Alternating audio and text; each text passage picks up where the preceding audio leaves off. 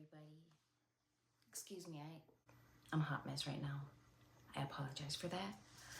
Nonetheless, I need to also apologize because yesterday I read the wrong page for the daily devotional, Inspired Evidence. I read today's reading yesterday, so today I'm going to read yesterday's, or what was supposed to be yesterday's. So it's November 7. Today is November 7. And I'm reading November 6, which is also inspired by geology. I got confused because the day prior was also inspired by geology. Let's read this.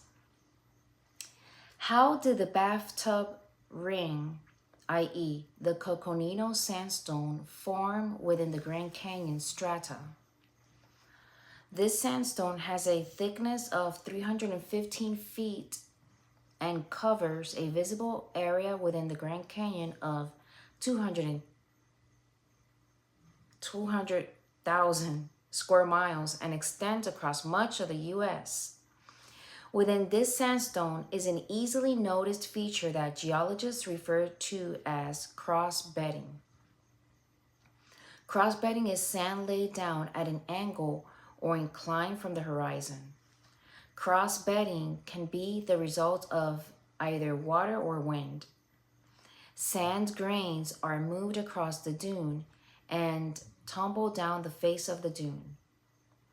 Research has shown that the desert dunes cross beds have a slope angle of 33 to 34 degrees, while underwater sand waves create cross beds with a slope angle of less than 30 degrees.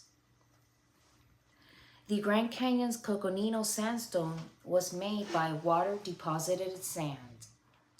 Ocean currents, not violent desert winds, moved the sand and rapidly produced these cross beds.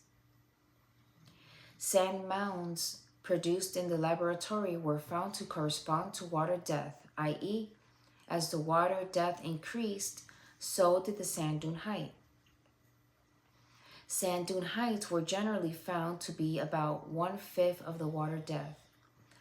Water velocities were also found to affect sand dune characteristics. Using this data, the depth and velocity of the water responsible for creating the Coconino Sandstone crossbeds were calculated. Crossbeds with a height of 30 feet imply deposition by sand waves at least 60 feet high, water 300 feet deep, and a current velocity of 2 to 3.75 miles per hour. These current velocities would have to be sustained in one direction for days. The closest thing to these conditions observed today is a tsunami.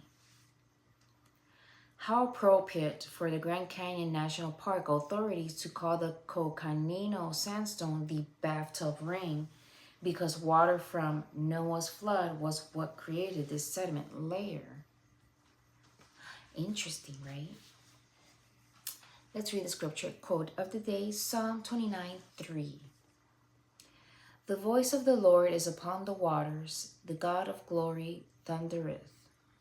The Lord is upon many waters.